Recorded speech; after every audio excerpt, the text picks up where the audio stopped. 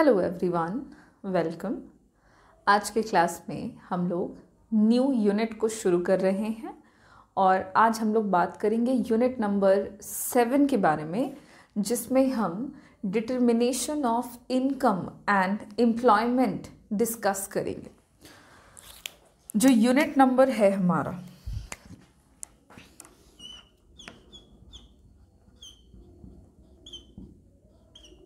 7, इसमें हम determination discuss करेंगे। यूनिट का नाम ही है डिटर्मिनेशन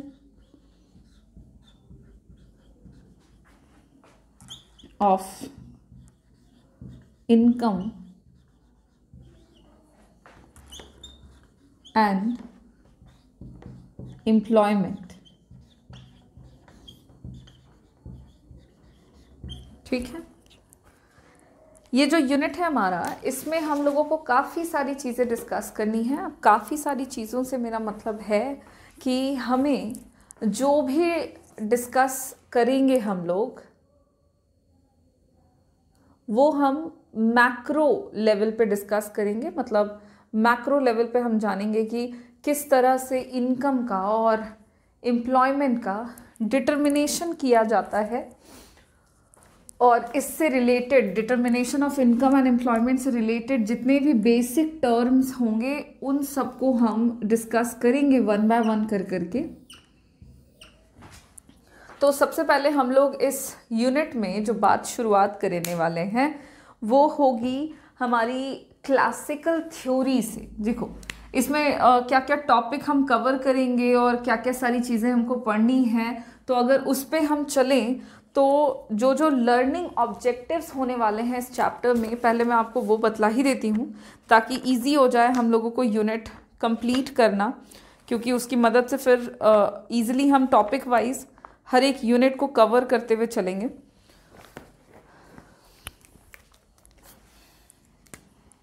तो जितने भी लर्निंग ऑब्जेक्टिव्स होंगे, जो जो टॉपिक हम लोगों को इस यूनिट में पढ़ने हैं, वो आप जान लो पहले।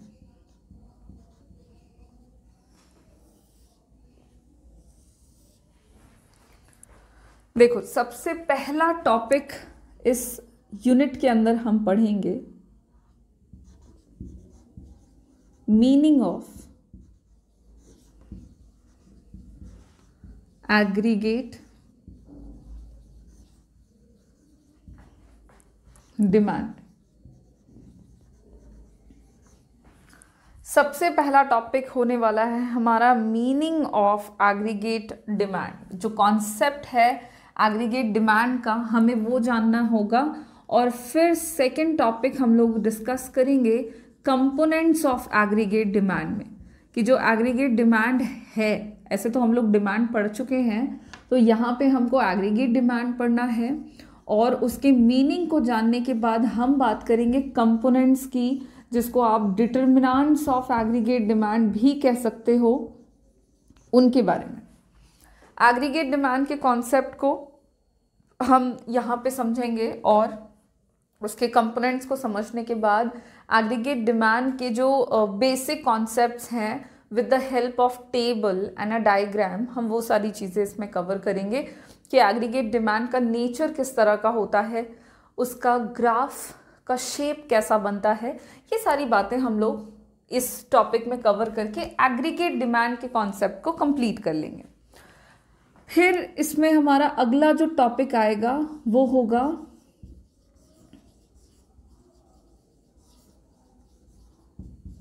Aggregate supply. अगला टॉपिक होगा एग्रीगेट सप्लाई।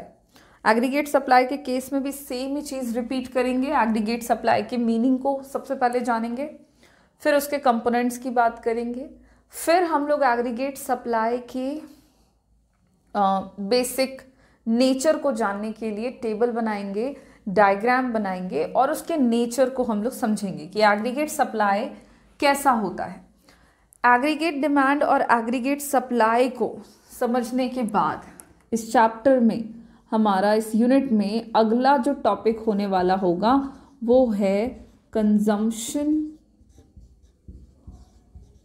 फंक्शन। अगला टॉपिक होगा कंजम्पशन फंक्शन। क्या मतलब है कंजम्पशन फंक्शन का?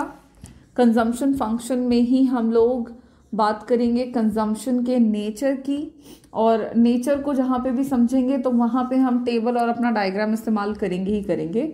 और फिर हम लोग बात कर लेंगे propensity to consume. Consumption function को ही प्रोपेंसिटी टू कंज्यूम के नाम से जानते हैं और दोनों का मतलब सेम होगा। फिर इसमें कंजम्पशन फंक्शन तो हम समझ चुके होंगे। देन हम लोगों का जो नेक्स्ट टॉपिक होने वाला होगा वो होगा टाइप्स ऑफ कंजम्पशन फंक्शन, जिसको आप कह सकते हो types of propensity to consume. चूंकि दोनों टर्म सेम है तो दोनों टर्म के टाइप को हमको जानना है, और प्रोपेंसिटी टू कंज्यूम की जहाँ पे टाइप की बात आएगी तो हम दो टाइप यहाँ पे डिस्कस करेंगे।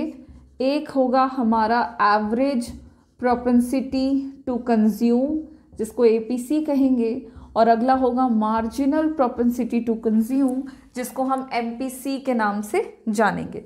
ये दोनों टर्म्स को हम समझेंगे कि क्या मतलब है एपीसी का, क्या मतलब होगा एमपीसी का, और इस तरह से हम लोग प्रोपेंसिटी टू कंज्यूम के जो बेसिक कॉन्सेप्ट्स हैं उनको वन बाय वन करके डिस्कस करेंगे। उसके बाद ये सब कवर कर लेंगे जब हम, देन हम पहुंचेंगे हमारे अगले टॉपिक पे। और अगला टॉपिक, जैसे हम लोगों ने कंजम्पशन फंक्शन देखा था, ठीक उसी तरह से हमारा नेक्स्ट टॉपिक हो जाएगा सेविंग फंक्शन। सेविंग फंक्शन को भी हम दूसरे शब्दों में प्रोपेंसिटी टू सेव के नाम से जानेंगे। और इसी में इसके मीनिंग को जानने के बाद हम बात करेंगे types of propensity to save, और ठीक प्रोपेंसिटी टू कंज्यूम की तरह ही हम यहाँ पे भी दो टाइप डिस्कस करेंगे प्रोपेंसिटी टू सेव के। और दो टाइप में एक होगा आपका एवरेज प्रोपेंसिटी टू सेव और दूसरा टाइप है मार्जिनल प्रोपेंसिटी टू सेव। ये दोनों टाइप हम लोग प्रोपेंसिटी टू सेव के अंदर डिस्कस करेंगे। एंड आफ्टर दैट हम नेक्स्ट टॉपिक पे पहुंचेंगे जो कि है इन्वेस्टमेंट फंक्शन, जिसको आप इन्वेस्टमेंट कह सकते हो सिर्फ यहाँ पे इन्वेस्टमेंट फंक्शन। और इन्वेस्टमेंट फंक्शन में भी हम लोगों को टाइप्स जानने हैं, तो इन्वेस्टमेंट फंक्शन के अंदर आपको मैं इन्वेस्टमेंट के दो टाइप बतलाऊंगी, जो कि इन्वेस्टमेंट का टाइप होगा। पहला टाइप हम लोगों को जानना है इंड्यूस्ड इन्वेस्टमेंट, हम किसे कहते हैं और उसका नेचर कैसा होता है। और सेकंड टाइप है ऑटोनॉमस इन्वेस्टमेंट।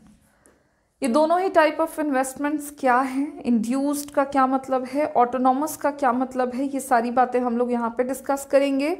फिर हम लोग डिटरमिनेंट्स ऑफ इन्वेस्टमेंट को भी डिस्कस करेंगे लगे हाथों, कि इन्वेस्टमेंट के क्या क्या डिटरमिनेंट्स होते हैं, किन किन फैक्टर्स से इन्वेस्टमेंट जो है वो तय किया जाता है under the topic of determinants of investment. ठीक है, ये सब पढ़ने के बाद हमारा जो इन्वेस्टमेंट का टॉपिक होगा वो यहाँ पे ओवर हो चुका होगा। और उसके बाद हम लोग इन्वेस्टमेंट से ही रिलेटेड, इन्वेस्टमेंट और सेविंग से ही रिलेटेड अगले टाइप को डिस्कस करेंगे, जो कि होगा जो है एक्स एंटे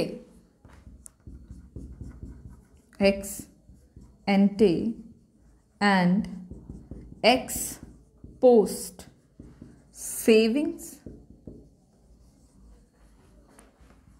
एंड इन्वेस्टमेंट। ठीक है, नेक्स्ट टॉपिक में हम लोगों को दो टर्म जानने हैं, डिस्कस करने। एक्स एंटे का क्या मतलब हुआ और एक्सपोज्ड का क्या मतलब हुआ, और इन दोनों का जो कॉन्सेप्ट है उसको सेविंग और इन्वेस्टमेंट के साथ रिलेट करके हम लोगों को पढ़ना है, जिसमें मैं आपको अलग अलग बताऊंगी ex ante ex post saving and then ex ante ex post investment. ठीक है, सो एक्स एंटे का मतलब हो गया और एक्स पोस्ट का जो भी मतलब हो गया उसको हम सेविंग और इन्वेस्टमेंट के साथ रिलेट कर करके यहाँ पे डिस्कस करेंगे। ये टॉपिक फिनिश करने के बाद हम इस पार्ट के, ये मैं आपको एक पार्ट बता रही हूँ, ठीक है, ये एक पार्ट हो गया आपके चैप्टर का, इस यूनिट का। इस यूनिट को हम लोग एक दो पार्ट में डिवाइड करके पढ़ेंगे। तो एक पार्ट का जो पोर्शन होगा, जितना भी सिलेबस होगा, वो यहाँ पे हम फिलहाल कवर करेंगे। बाकी अगला मैं आपको अगला पार्ट शुरू करने से पहले बताऊंगी, अदरवाइज लगेगा कि बहुत ज़्यादा कुछ हम लोगों को पढ़ना है, इसीलिए। तो ये एक पार्ट में हो गया, और इसी पार्ट में मैं आपको एक और टॉपिक बताऊंगी जो कि है full employment and involuntary unemployment. Full employment का क्या मतलब है वो टर्म को हम डिस्कस करेंगे, और फिर इनवॉलेंट्री अनएम्प्लॉयमेंट का जो भी मतलब होगा वो हम लोग यहाँ पे डिस्कस करेंगे। ये इतने यूनिट्स हम लोग, इतने टॉपिक हम लोग यहाँ पे कवर करेंगे, और इसके साथ हमारे इस यूनिट का जो पहला पार्ट होगा, ये यूनिट जो है ना, इसको मैं आपको कुछ पार्ट में डिस्कस करके बताऊंगी। तो जो एक पार्ट होगा वो यहाँ पे हमारा कंप्लीट हो जाएगा। वन बाय वन करके सारे टॉपिक को हम कवर करेंगे। बहुत सिंपल है, बहुत इजी है, इंटरेस्टिंग है। आप इसको ध्यान से पढ़ोगे तो आसानी से सब समझ में आ जाएगा।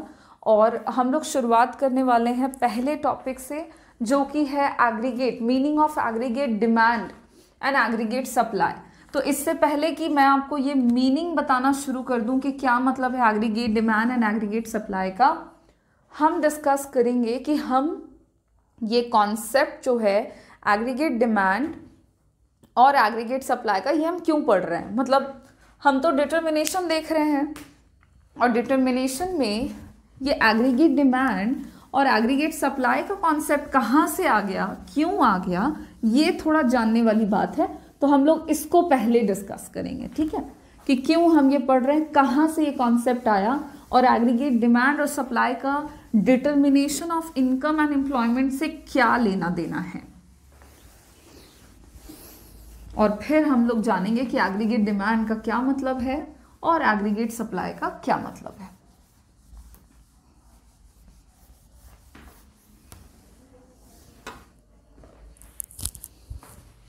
तो सबसे पहले हम लोग शुरुआत कर लेते हैं मीनिंग से, कॉन्सेप्ट से।